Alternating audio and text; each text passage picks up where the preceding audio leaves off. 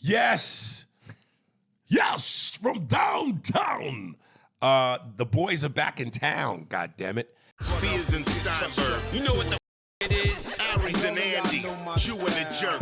You know it's time to get this work. The real raw, gutter, uncut, cold. No political corrections. Always sleep. Being awoke. We discuss politics and jokes. Scribe, we lit. There's levels to this before you was on your mama. Aries Spears don't give a fuck. We talk about race a lot, racism. Much love to my loyal bag holders. Rollers, loaders. We got them in the folders. The whole world on our shoulders. Spears and Steinberg. Yeah. And listen, man, my apologies to the fans, man. Normally me and Andy would have done this remotely from our respective residences, but like I said, he was on vacation and my schedule was just bananas, so just wasn't able to do it. So apologize for not putting out original content. But listen, man, we at episode 6, I believe, 68 or 69. It's been 6 years. We've been giving y'all straight, hard rock, Shannon Sharpe, veiny. All right? So, goddamn, let us have a break. God damn it. And I'll bring that up. I'll say that because we're going to talk about Shannon Sharpe, kid. We're going to talk about a couple things before we get to the meat and potatoes. And just to let you know, this is going to be a two-parter because the meat and potatoes is the Celtics doc. They finally aired the last one, so they've aired all 9 episodes from the fantastic documentary, The Celtics, on HBO Max. So this is going to be a two-parter. You know, I got to tell you, this is the greatness of Michael Jordan real quick. Ever since The Last Dance, they're doing these big 10-piece documentaries now. You know, they did the one that we talked about with Tom Brady. There was 2 actually. I forget the name of the first one, but there was one on Netflix that I had watched about the NBA, the young players of today. And they were showcasing Jason Tatum, LeBron James, Jimmy Butler. So there was a 10-part documentary on that that I recently watched. And now there's this about the Celtics, which if you're a guy and a sports fan, come on, man. This feeds into our balls tribalism. What man doesn't like this? So it's a great doc. We're going to talk about it, but it's because we know how extensive it is and how me and Andy could talk basketball with our eyes closed.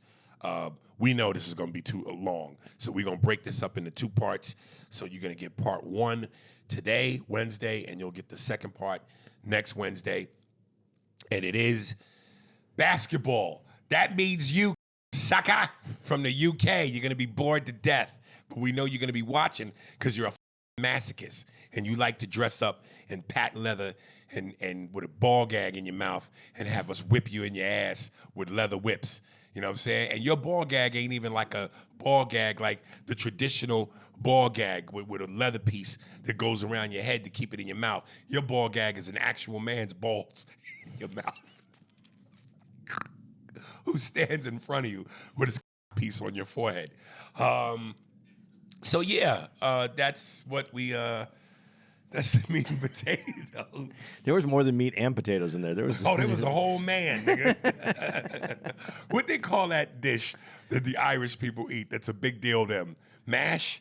Bangers and mash. Bangers and mash. That was a dude in his mouth, and his name was Bangers and Mash.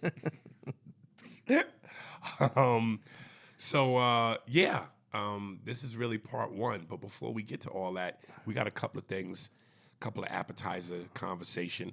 How was Mexico, man? Dude, honestly, I'm so mad.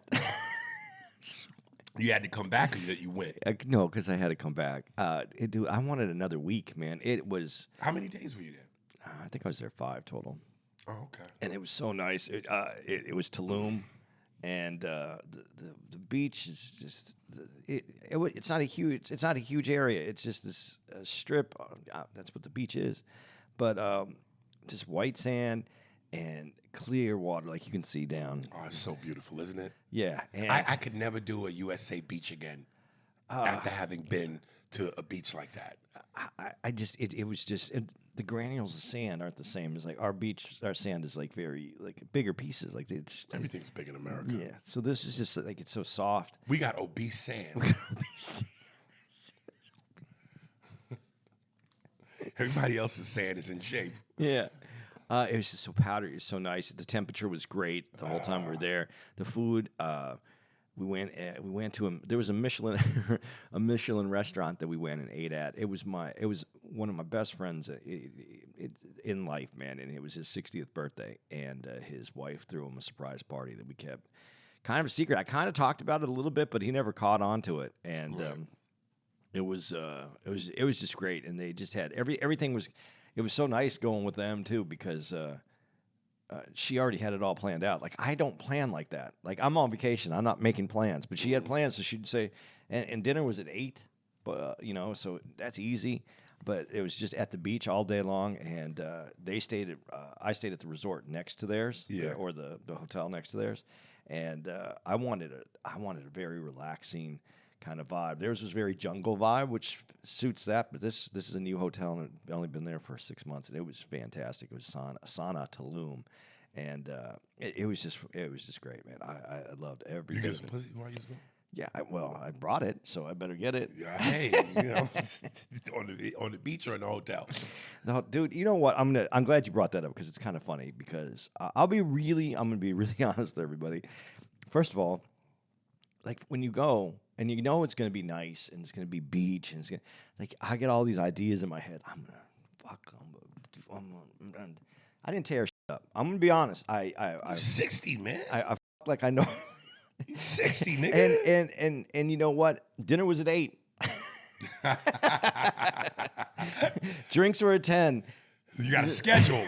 It was time for bed. There you go. But we had a plunge pool too, which was really nice. You go right out our door and there's a little plunge pool. So we had nice, but we had a very it was a very we connect. It was nice to connect. I mean, it was so nice to like just connect, man. And something happened that made me really appreciate life in a different way. Is that we're in the ocean, and me and her decided to go out and we're just f- around with the waves. And people were like body surfing and stuff. We're just gonna go in and we get a little deeper. And I'm wearing my glasses because they're my sunglasses as well. And I didn't bring an extra pair. And I'm like trying to be real careful because I know like the waves could hit you a lot with these glasses. So I'm being really careful. And this giant wave comes by. You saw it. She got hit by it. It drug her a little bit. She gets up. She goes, "My hat," and she's wearing her ASU hat. She graduated from ASU, so she has this hat. And so I'm looking. I'm going to find the hat. And I saw the hat. She goes, "There it is," but I already saw it. I was already on my way to get it. And I went to grab the hat, and another wave hits me from behind. And I'm like, "Oh, don't drop the hat." So I get the hat, and I lift myself after the wave hits me because it knocked me down, and my glasses were gone. So you lost your glasses. And I'm looking. So I'm looking all over. I'm trying to find them right away, but this wave hit hard, and they just went wherever. And I'm looking. I'm swimming. I can't find this hat.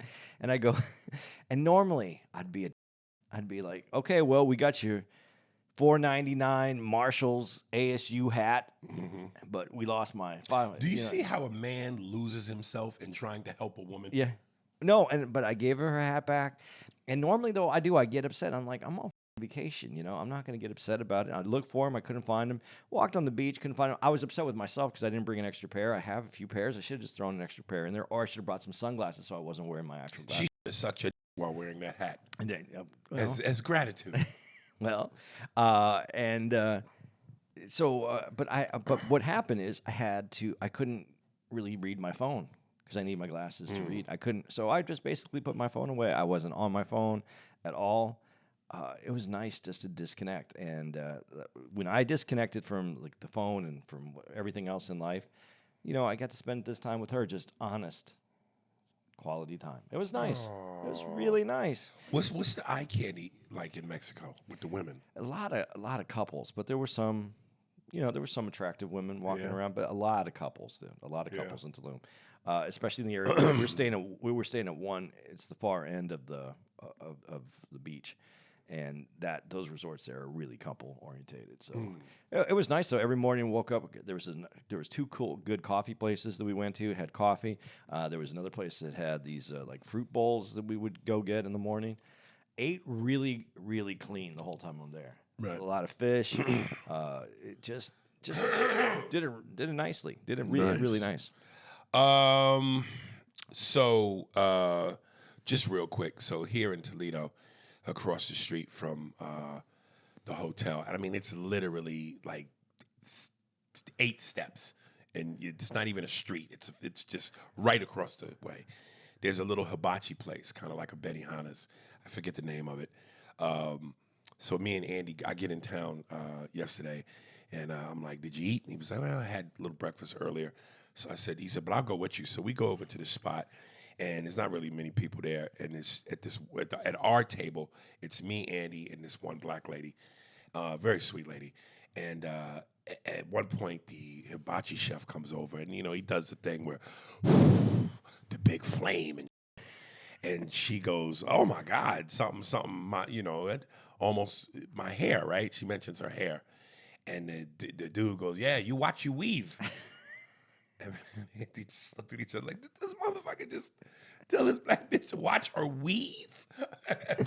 And obviously he was joking, but the people from the Orient have to master humor better, timing or whatever you call it. Like, just read the room, nigga.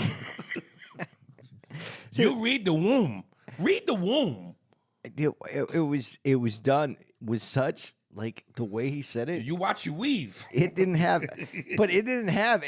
You made the face like, and I was like, oh yeah, that could be taken offensively. But the way he said it, comedically, timing wise, the way he did it, I was like, but you were like, and I'm like, and then you're like, it was funny, but. So yeah, just had to throw that in there. Also, dude, I was as I was flying here, and I'm going through my phone. Wait. Just let me say this before you get any further. I want to clarify. We weren't flying here. No, we flew into Detroit and then had to take an hour drive to Toledo because we're in Toledo. That's one of the reasons I was angry about coming here. Oh. I didn't not only I not only ended my vacation in Toledo basically, but I had to go to Detroit first and then take an Uber to get to the Toledo. Well, at least it ain't Cleveland, and I got some to tell you about that. Okay, go ahead. So as I'm flying here and I'm looking through the phone, I saw where Robert De Niro has a transgender daughter now, boy turned girl, and I didn't know he had a son, let alone a transgender son. And he said in the quote, it said Robert De Niro speaks out about his transgender son, and he said, is it transgender son or transgender daughter? Is it a it was daughter? a boy to turn to a girl. Okay, so it's transgender. He has a transgender daughter. Okay, so he said, Just trying to keep this straight. if I could love and support my son when he was a boy, I could love and support my son now that he's a girl. What's the big deal? And beautiful. I had a joke where it was like, okay, so I'm his son now, girl, and I want you. On the count of 3. I want you to say, "Excuse me, sir." Okay. Okay. Okay. So I'm gonna count to 3, and on 3, say, "Excuse me, sir." Yeah. All right. 1, 2, 3. Excuse me, sir. Are you talking to me, him, her? Are you talking to me, him, her?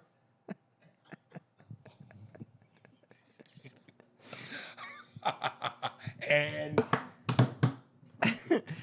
Dude, it's just I would like to. and the picture that I had saw was of him as the girl. I hadn't seen him as the boy, and now I saw a picture of what he looked like as a boy. Oh boy. It's just it seems, and I don't know. It just seems that it's very. It seems like it's affecting our. Josh, can you turn that air off? Because now I hear the grind on the thing. But go ahead. It seems to affect a lot of. I think it's because you can get the care. A lot of wealthy, famous people, I think they can get the care. Mm-hmm. So maybe that's why it seems like it's affecting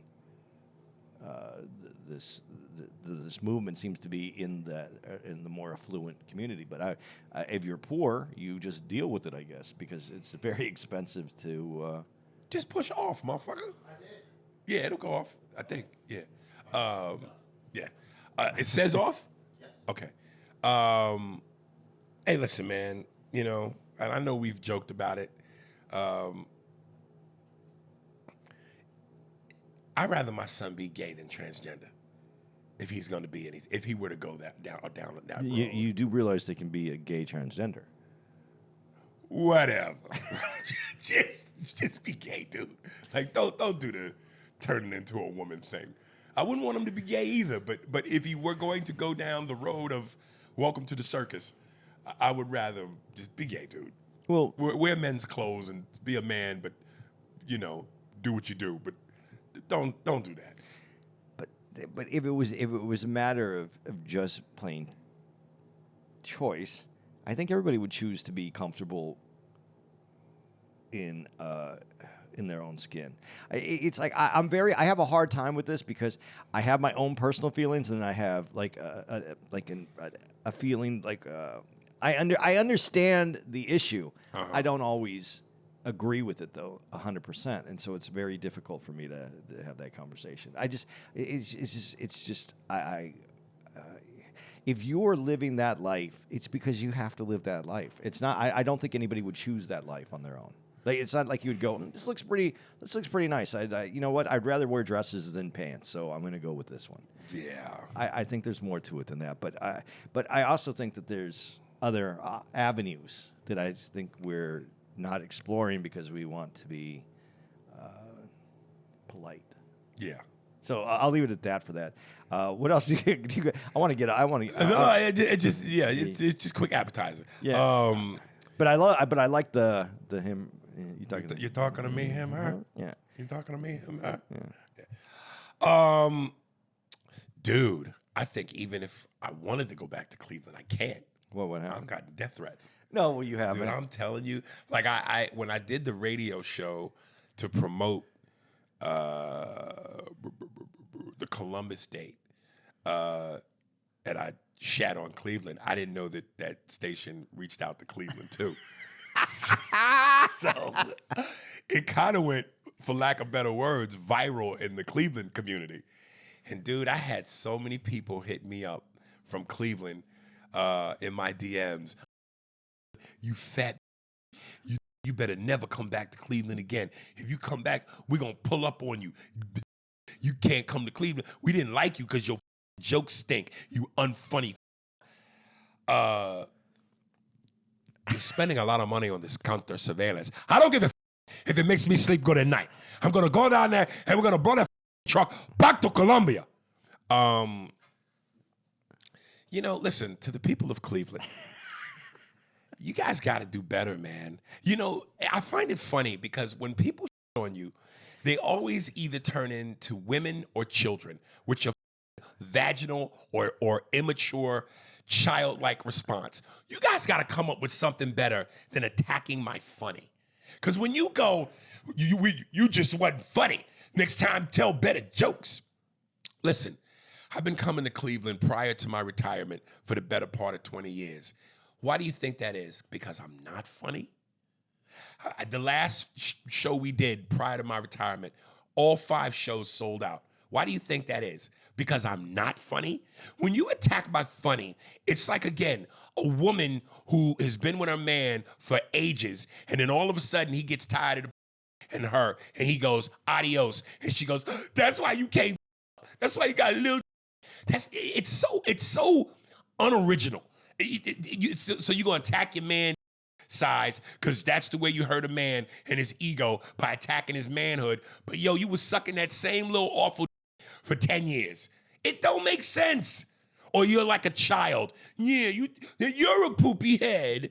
Come up with something better than to attack my funny. I've been doing this 36 years. The last time I worked a regular job, I was 15 years old in North Brunswick, New Jersey, and I worked at Burger King. That was the last time I had a job in which I clocked in and clocked out and had a boss. For 36 years, My income has been just stand-up, movies, and TV. Why do you think that is? Because I'm not good at what I do? Get the out of here, you cornball ass Cleveland, man. Suck my See, but you're basing Cleveland off just that one downtown area. No, I'm basing and listen, let me be clear. I didn't say, well, I'm not gonna lie. I didn't say the city itself. Yes, the city. The city stinks. You know, other than the Rock and Roll Hall of Fame, which I liked, the little spot we went to in Little Italy. What else is there? Like, what else is there? The city stinks. Here's where I'll separate it. The people, in terms of outside the club and performing, I'm sure are great, genuine people. But as far as a comedy audience, you guys stink, man. And here's what a lot of people were saying. And there were some people that went, hey, man, I'm from Cleveland, born and raised. I agree with you. There is a misery here. Or they said, you got to go to Hilarities because that club, the Funny Bone, it's ghetto. So people were saying, go to Hilarities. And I got to tell you, I don't doubt that because we've talked about it where we're in certain cities that have two comedy clubs and we've done both. And it's amazing to me how there are two clubs, same city, not that far apart, worlds apart in terms of difference, i.e. Baltimore. Don't get me wrong. Baltimore Comedy Factory is cool, but it ain't Magooby's. The spots we've performed at Atlanta, but the helium there, phenomenal. So maybe Hilarities is the same thing. All I know is that, and it's downtown too, but I think Cleveland, honestly, this is my take. There is a heaviness to Cleveland. There is a heaviness. There's been a lot of misery. But even when I brought up the sports teams, like this is the first time I brought it up where like there wasn't anger in the room because they're having a good year. They're having a few good years where things have been on the up. You know, there's the basketball team's having a phenomenal year now. That's what I'm saying. They've had years now where it's on the up. When you would say something a few years ago, it was like it was just like it just turned ugly because you felt that angst, that anxiety, that does everything sucks, and they know that it doesn't now. And the city, I think there's improved. There's beautiful buildings in Cleveland. That place that we stayed, the what is it, the Hyatt downtown? The arcade. Yeah, I mean it's a beautiful building. It's the architecture wise, it's phenomenal. So there is parts of Cleveland I enjoy. We got out a little further. We went to Little Italy. We saw some other things that I thought were pretty cool. I would buy a house there. I don't know that I'd live there full time. Listen, to buy some property, to make some money off of it, yeah, I understand that. But living there, no. Good coffee shops. I know I'm making it small when the way I said it. These are the few things that Cleveland has. I know it has more than that. I'm just saying I see it as on the up. I think Cleveland has been in a very depressed state. When you go there and you see all the businesses closed, when you go to the mall and there's only so many stores open in the mall downtown, you guys in Cleveland have to admit it has taken it took a negative turn and it seems to be coming back around. It does feel like there's I think that there's I see a city that if you go now, there's a potential to see a really upswing and be part of that. So that's what I was saying about Cleveland. I wasn't going to just throw them away.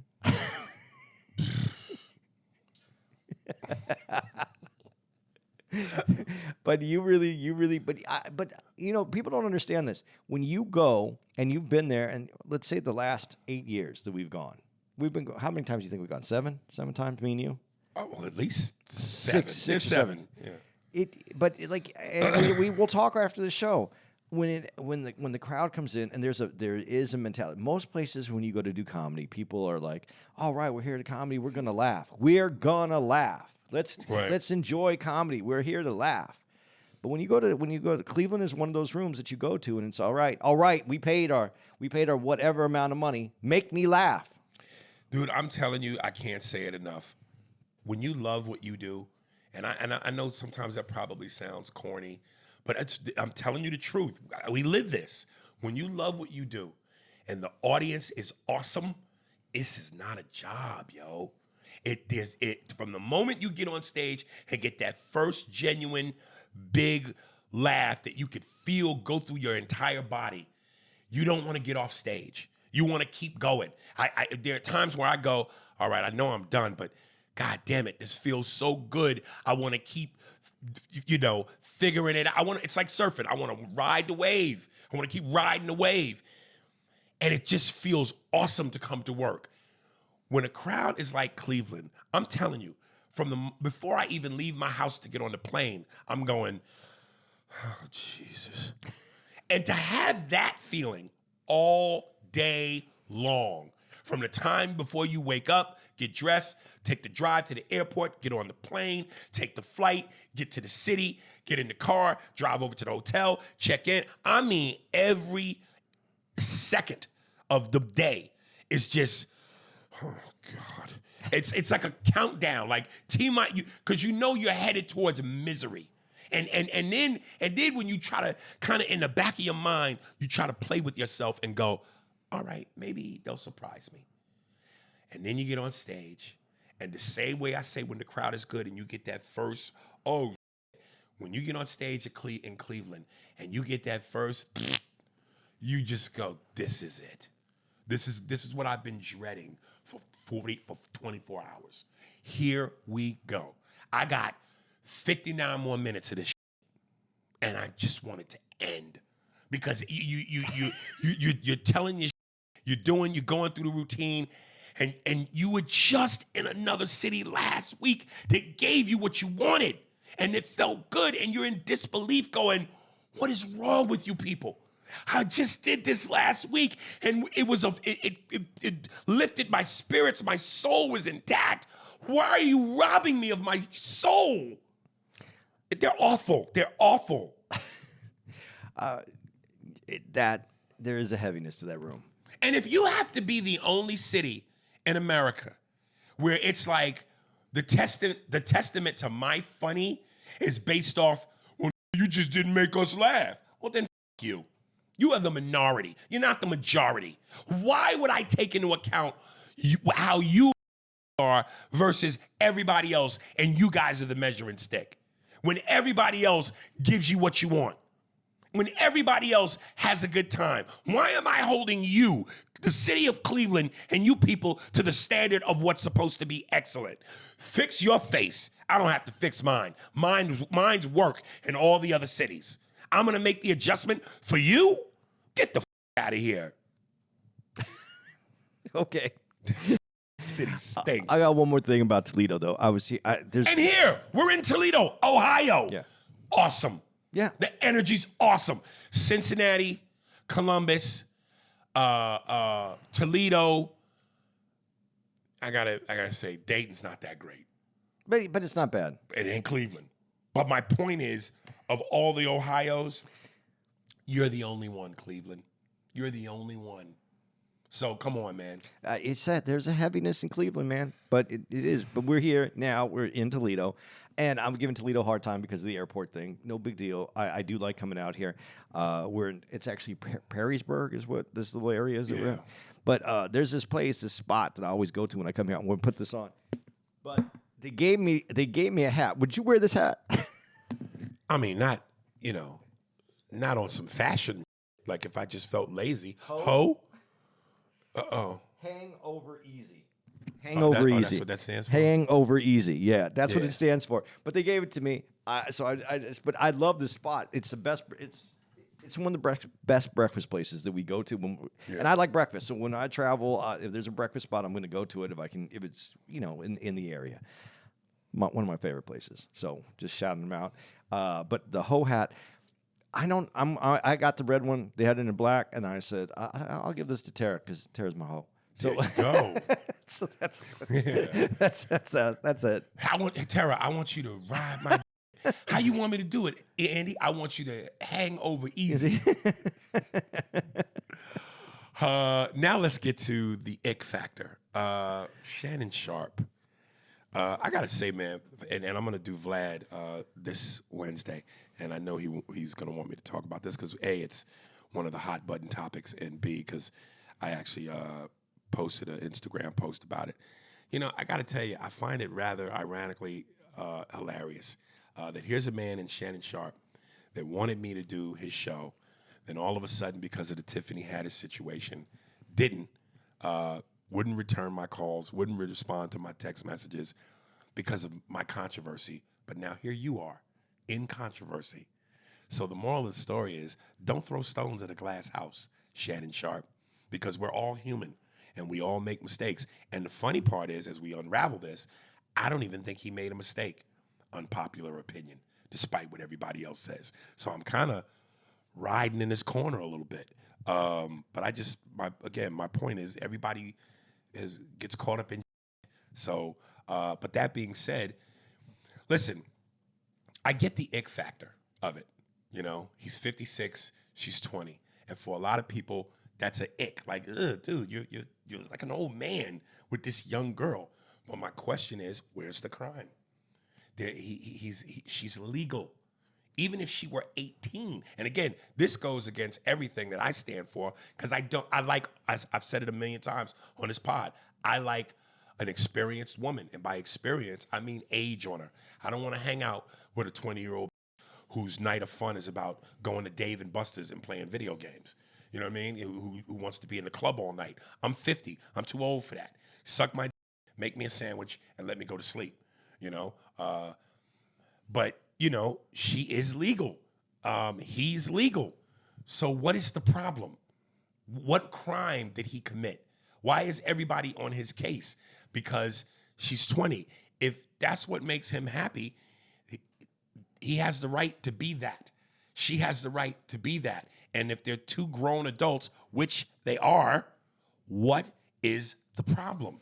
The problem is that there's recordings, and once you open up the window where people can hear what's going on inside, that's the problem. Well, let's address that.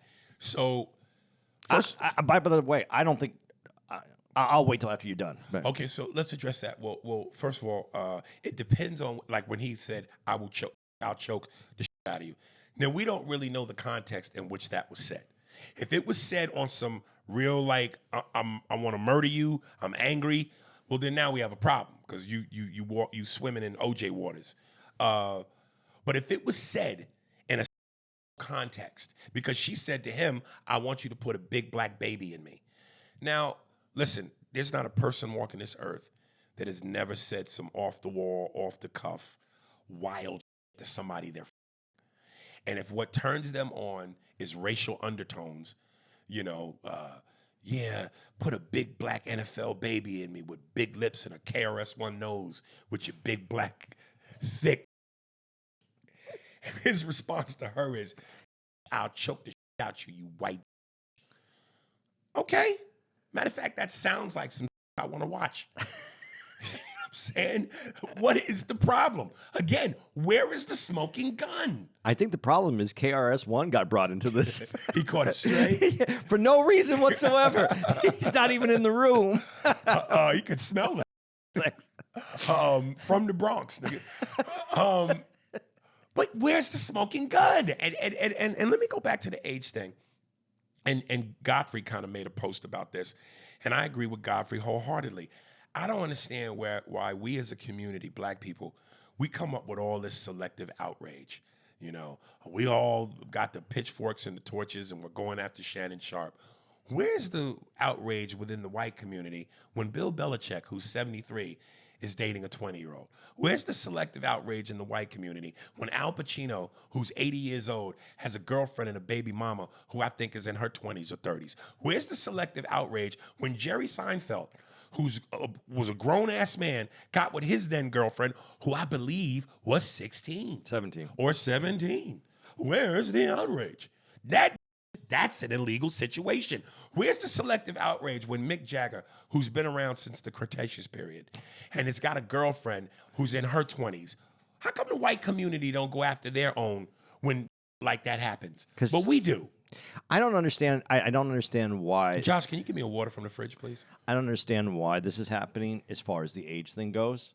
Because, first of all, listen, and you brought up something kind of interesting, and I'm not going to. Listen, I don't want to shit on Bill Belichick, but let's on him a little bit, not for to on him, but for the sake of this let's conversation. take a Cleveland on them. Let's for the sake of this. Shannon Sharpe is in great shape.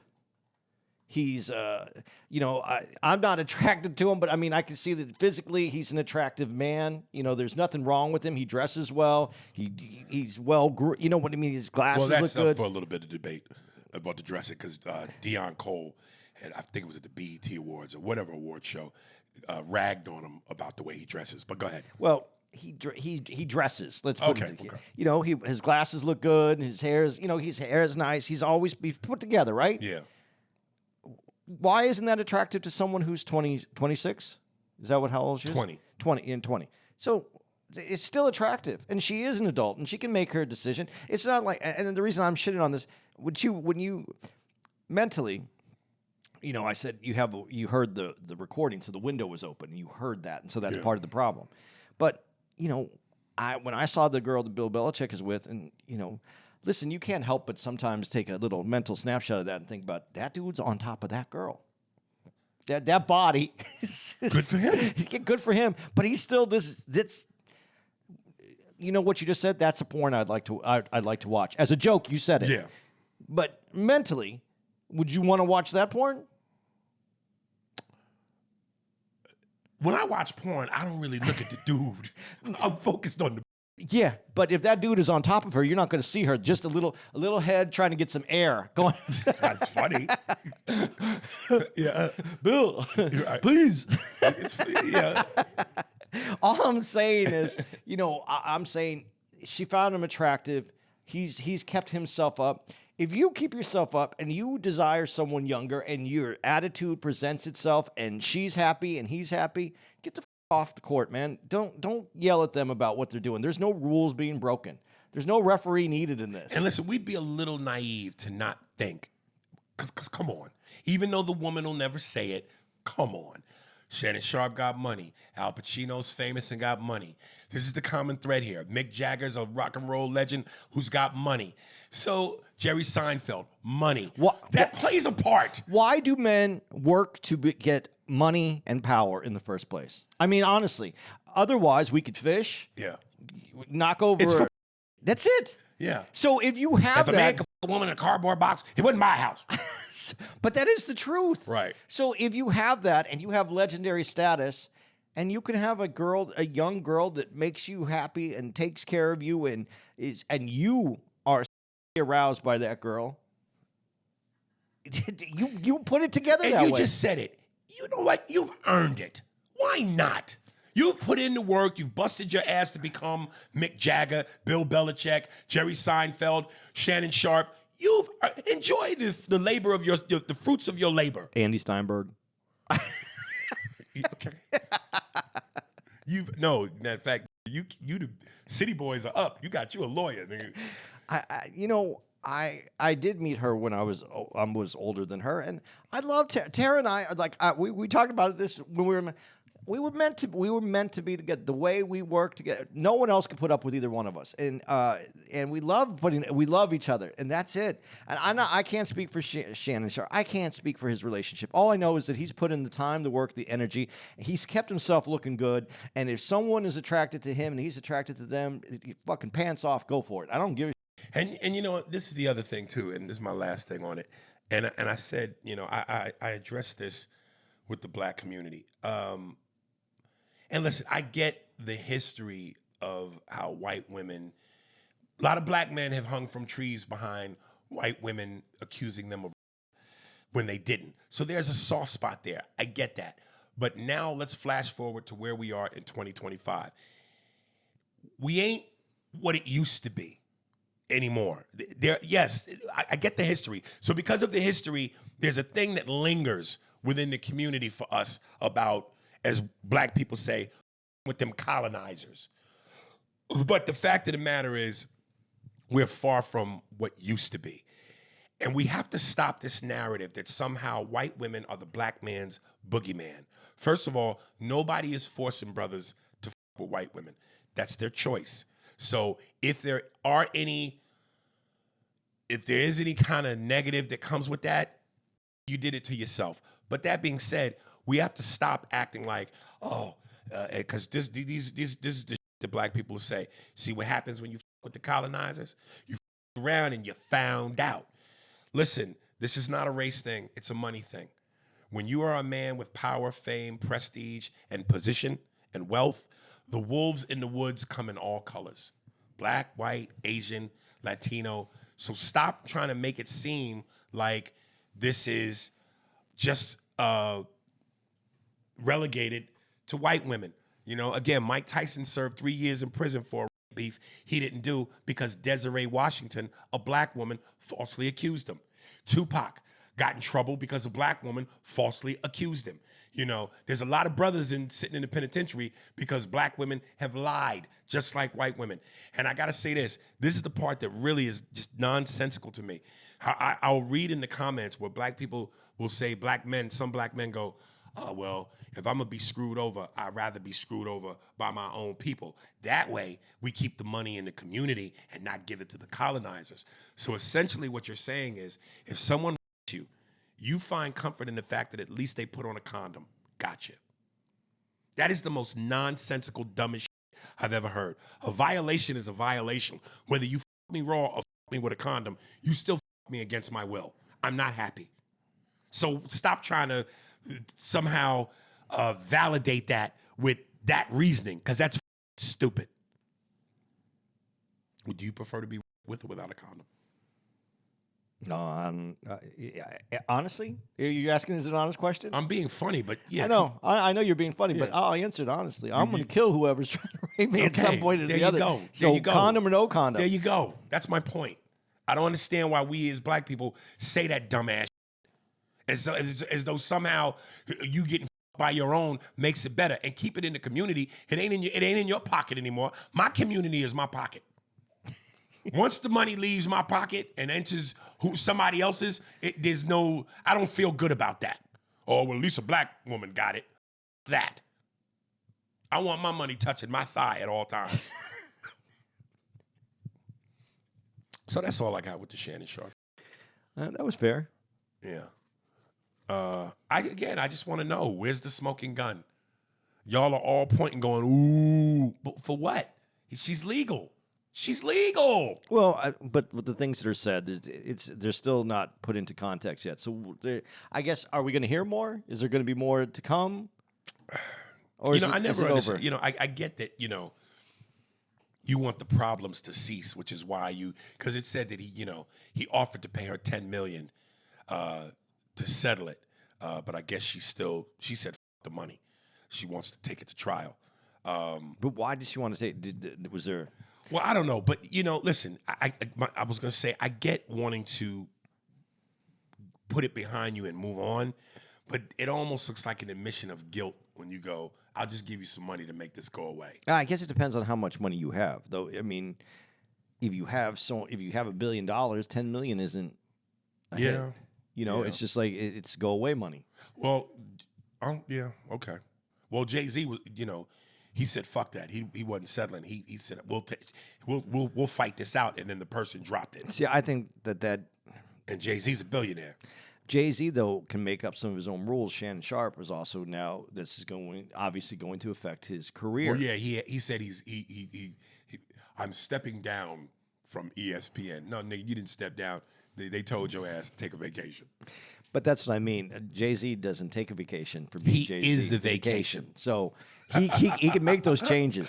But Shannon, it's okay. So I can make this much every year. I'll give you this, get out, and I can continue living my life. I understand why you in that situation you might pay that, but I think I think you have to clear your name. Yeah. I'd want my name cleared. Clear my name, say I didn't do it, I wasn't it. All right, basketball. We're talking basketball. Basketball is my favorite sport. Remember that with Curtis Blow? That was a big rap thing in the 80s to go, Dude, everybody had that same cadence in the yeah. I went into the park, then I went to the park. Some in an after dark. That meant you was finished. Walking down the street with my gold chain. Something with the music to my brain. I should do that after I come. Like I'm done, bitch. Get you some of this 80s. It's right when you pop out the. Celtics, episode 1. You think Bob Cousy could play in 2025 and be impactful? Because, listen, of course, we weren't around at that time, and nor did I see many highlights. But as they were, and what's great about this doc is they literally go from start to finish, like from the birth of the Celtics, the black and white era, to where we are now with Jason Tatum and Jaylen Brown. And they showed highlights of Cousy. Motherfucker had handles, man. Yeah, and could pass. It's okay.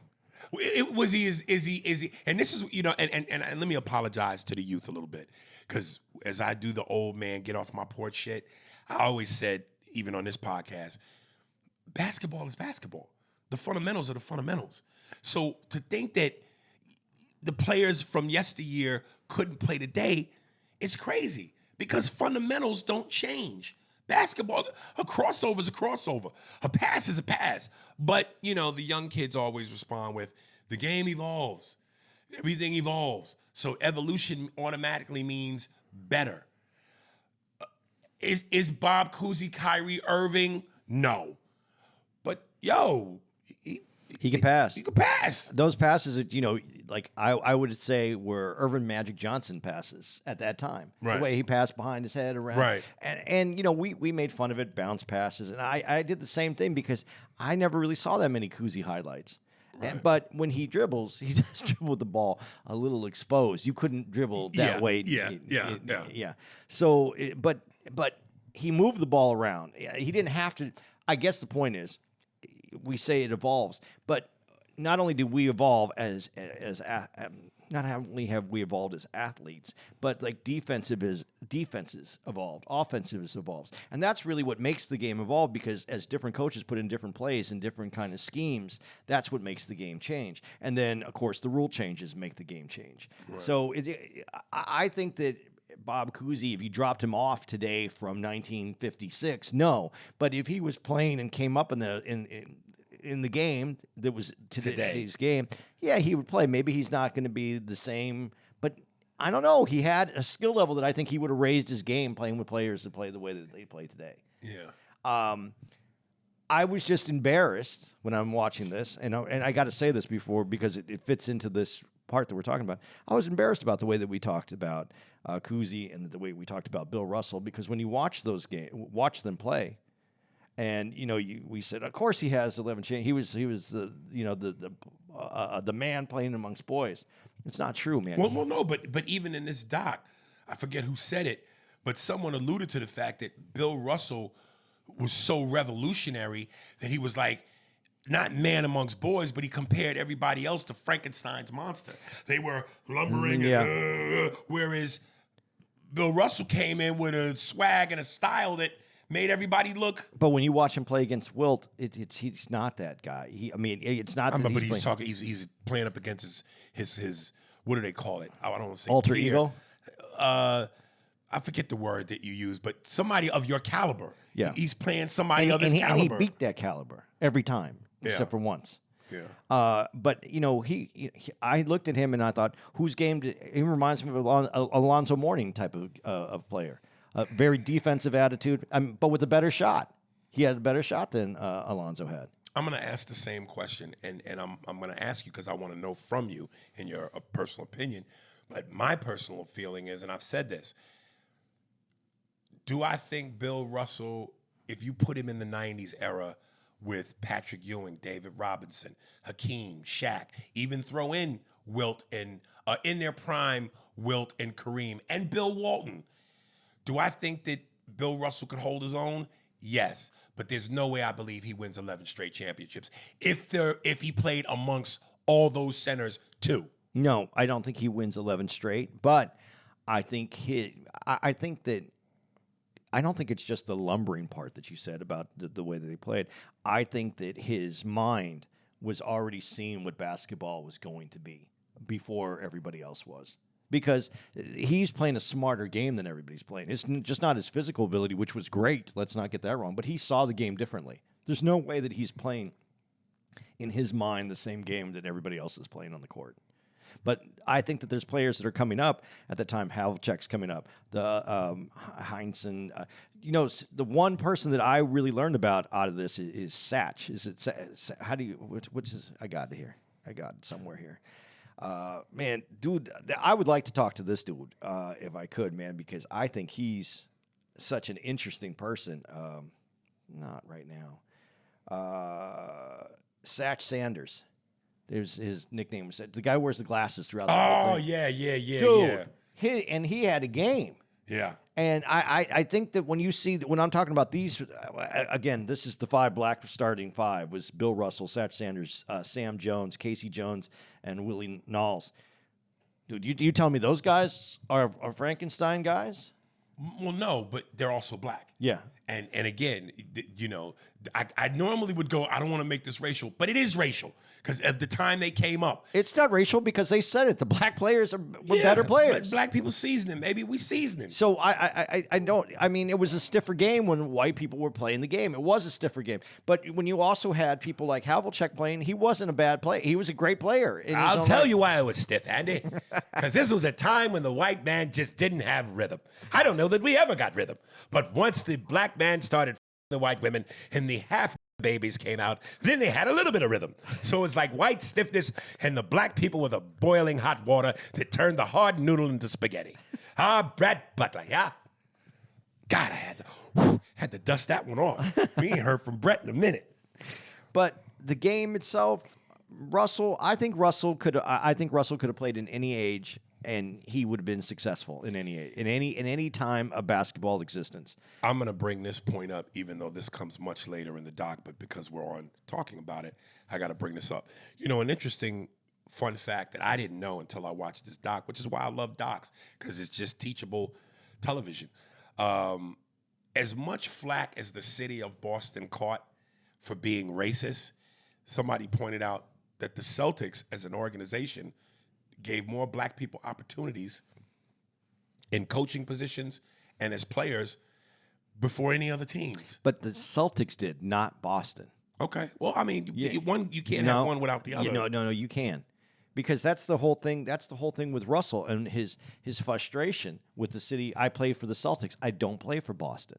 He understood that the team had that potential to uplift and to offer the opportunities, but the city didn't see him any differently. He could go out and win a championship, and he was the greatest person at that moment. And, we talk about after show glow in the comedy. Like, after you kill it, you could walk around and you got that confidence, and you got after show glow, and people are coming up to you, and, there's a 1 mile and probably like a 20-minute radius around you that if you're going to get laid that night, that's it, the after show glow, and that's as a young comic.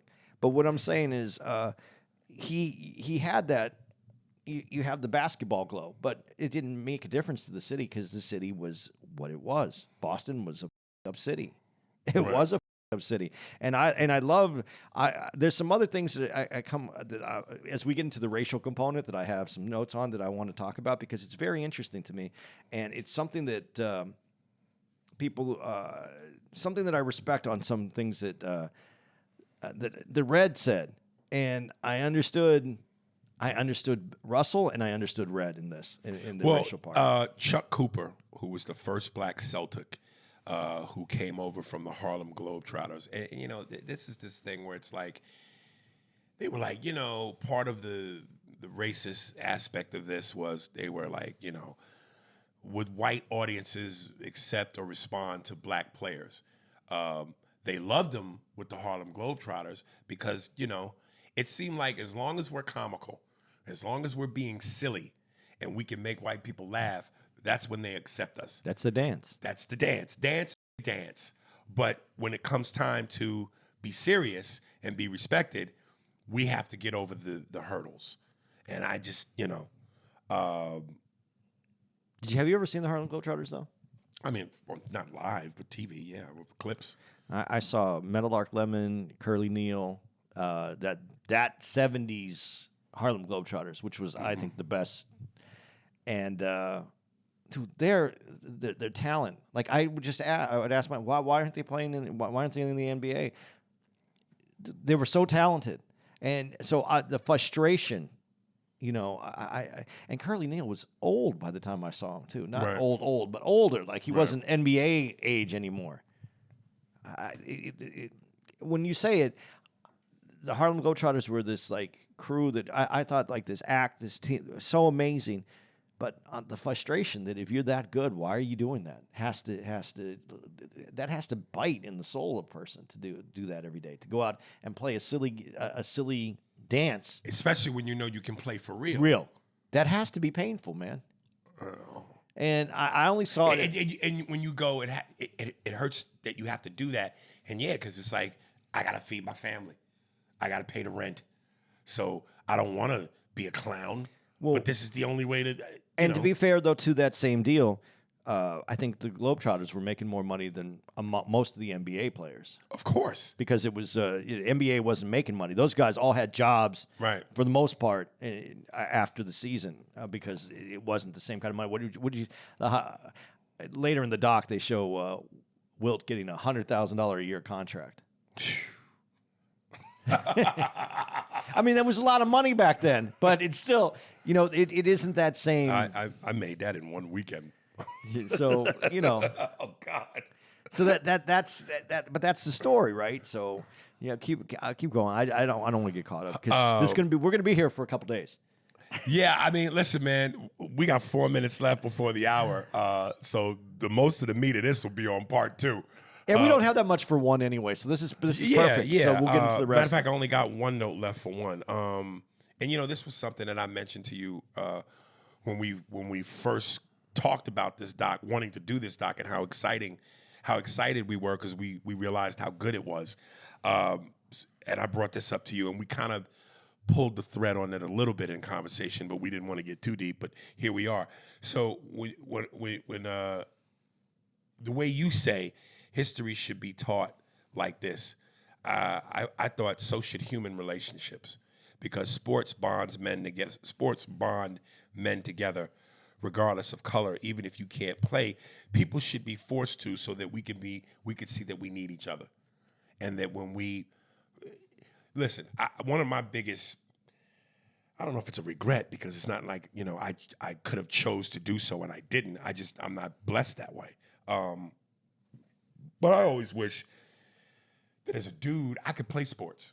You know what I mean? Like I my fantasy, I wish I could be a pro NFL or maybe not football, but whether it's football or basketball, the life. And I don't mean the glitz, glamour, and the money. I mean that camaraderie, that brotherhood, that locker room. The feeling of being a gladiator and going out and doing macho man sports contact. And I just thought, even though I'm not that and I've never done that, I see the brotherhood in it. Listen, we're comics, but like sports in a sense, we go on the road. We go into different arenas / clubs.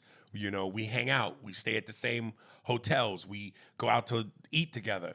We have an experience that we share together on that stage, a la our court, our field. And when it's over, we interact. We get a response. So there's some likenesses in that.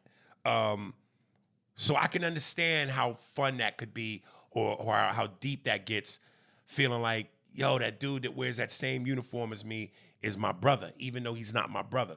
So it's like, because you and I do what we do and we spend so much time together, even though you're not my brother, you're my brother. Yeah. You know what I mean? So I just go, it would be great if it was like mandatory for human beings to have to do something together so that we can see the commonalities in us and realize how important we are to each other. Well, even in like you said, a group. What was it? 11? How many players did they have? 11 at that time. It was on the team 11 or 12. I think so, 11 to 12. Yeah. They don't all get along, but they have to get along for the game, and that's also kind of interesting. So you're on the road together. Yeah. And you have a goal. So sometimes not always seeing eye to eye with someone. Yeah. especially today. Not like today, if you're not seeing everything the same, you can't be friends. You can't even talk to Right. people anymore. In this, you have a goal, and that goal, that desire to be the best at something, brings you together, whether you see eye to eye or it breaks up a team. And we can see that now. But I think that's Well, what's, if we're not seeing eye to eye to the point where we have to break up, well, then we were never a team. yeah. You know? But I think that it's amazing when you see people that don't, and you don't always see eye to eye, and you can still come together for a common goal, which is kind of interesting that as you watch this, and especially as we go further into this, when we get into the civil rights movement that's going to occur here, and you come in from different perspectives. Do you have the working knowledge to come from the same perspective? Right. And then how do you work together on that? This is very interesting to me. Like, again, that's why I said I wish we were history should be taught sort of like what we're reading, and I see that connection too, because it's not only the connection of the team on the floor, but it's that fraternity like connection where you played 30 years ago, but I'm connected to you because of this group. Yeah. And it makes it's all within that group. But I don't know how many teams have that same, and that's one of the legacies about the Celtics is how many teams really have that kind of connection to their old players or to their older teams. You know, there's a moment in the movie 41, the Jackie Robinson movie, where Chadwick Boseman played Jackie. But there's a moment where I can't remember the character's name, but one of his teammates, I think the dude was from Kansas City or something, kind of had like a little bit of a Midwestern drawl. He goes into Harrison Ford. I can't remember Harrison Ford's character's name. Yeah, the owner. The owner. And he goes and basically says to him, you know, I'm getting a death threat or something about people hounding me about playing with Jackie or playing in this game or whatever. And then Harrison goes into his drawer and pulls out a phone book thick stack of death threats that Jackie's getting. And he's basically telling, these are the threats that Jackie's getting. That was really good. Yeah. So while you're worried about a threat, this is what Jackie's dealing with. And it makes the guy come to the realization like, whoa, I'm thinking I have a problem With one. Jackie's getting him, and he's being told his kids are going to get killed. His wife's going to get killed. And there's this great moment where after that, they're at the game, and the dude comes up, and he puts his arm around Jackie, and he's just standing there with him. So much so that Jackie goes, what are you doing? He goes, I got family in these stands, Jackie, and I want them to know who I am. I almost get choked up because it's just like, Yeah. That's what it's supposed to be about. And the fact that he realizes, hey, man, we wear the same uniform. So we're brothers. We're in this together. I don't know, man. I think that, I know it sounds sappy, but if there is a cure for racism, and I think I don't know that is the cure, but it's a great start. Maybe it's because they have to shower together. Well, that might cause the anger within the team. Well, apparently, Jackie, how come your dick bigger than mine? well, don't forgetting that they kept on trying to get. Is it in 41? Yes. Trying to get him to shower. Yeah, they wanted, and it's the Italian dude. he wants to know. Yeah, no, he doesn't want to know. He just Jay, come shower with us. Come on. Yeah, and then it was great comedically because he realized how awkward the moment was in trying to convince Jackie to shower with him. Like, it's not that I want you to shower with me. I just want you to, you know what I mean? So yeah. Now we know what 41 stands for. Inches, nigga. Jackie was 41 inches. So that's part one. Even though we didn't really give you anything because we had a lot of appetizer conversation. But yeah, this next one, part two, you're gonna get the whole plate now. We're gonna feed your fat face. I think this one we're going to call Celtics Almost. I like that. Celtics Almost. I like And that. the next one can just be Celtics. Yeah. All right, man. Is that a show? Oh, we got to do dates. Yeah. I forgot dates because we're about ready to experience Canada. Right, Canada. Canada. Oh, Canada. It's called the Moose's Loose Tour. Is that what it's called? Yeah, because I couldn't come up with nothing. And I was like like, the Moose is Loose. what is Canada known for? And they were like, they're meese. That's good. Moose is loose. The moose is loose. All right, guys. Yeah, we're in Toledo. We're going to be May 8th to the 10th. This is next week. You're listening to this. We're going to be at the Magooby's Joke House in Timonium. Can't wait for that. That's in Maryland. That's in Baltimore area. May 16th through the 18th, the Funny Bone in Richmond, Virginia. I'm excited. I took the train. It's going to be 6 hours. Going to get some work done. May 22nd through the 25th, we're going to be at the Helium Comedy Club in Buffalo, New York. This is a nice run. May 26th, we're going to be at the Bellerose Arts Center. That's in Halifax, Canada. May 27th, the Olympia in Montreal, Quebec. May 28th, Bronson Center for the Arts in Ottawa, Ontario. May 29th, the Regent Theatre in Oshawa, Ontario. May 30th, Dartforth Music Hall in Toronto, Ontario. And May 31st, we're ending the tour in Boston, which we're talking about. That's kind of cool, at the Wilbur Theater. Just in case you didn't hear me on the first part, it's because it was called Celtics almost. But now that we're going to get Celtics the whole thing, get ready. I'm coming, kid. And I'm coming hard. Fucking hard. When he says coming hard, it just takes on a whole different meaning. Oh, you got to know who I'm talking about, though. Tom Brady. I'm coming hard. If I'm coming from the fun Fenway Park. Do you think when he what's your name again? I'm sorry, man. Bobby Patterson. By Yeah, the way. Bobby Patterson. When you're your girl, do you wear a T-shirt of Tom Brady, but you put it on your girl, but you have the face facing your back, on her back, so you can see it? Oh, that's awesome, kid. That's awesome. As a matter of fact, she wears a Tom Brady shirt with Tom's picture on her back, so Tom's looking at me, Yeah. and then I wear a Larry Bird shirt with Larry looking at Tom. So it's like we're having a quadruplesome. I'm her with Larry's Tom. That is white on white bread action. That's great, kid. Bobby Patterson, by the way.